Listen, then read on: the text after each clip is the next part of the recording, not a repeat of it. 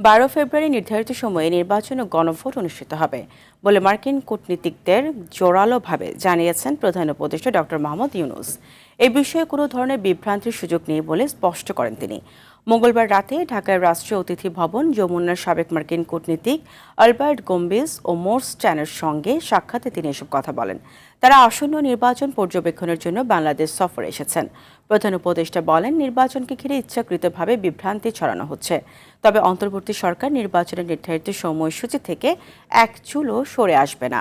নির্বাচনে অন্তর্বর্তী সরকার সম্পূর্ণ নিরপেক্ষ ভূমিকা পালন করবে বলে জানান তিনি।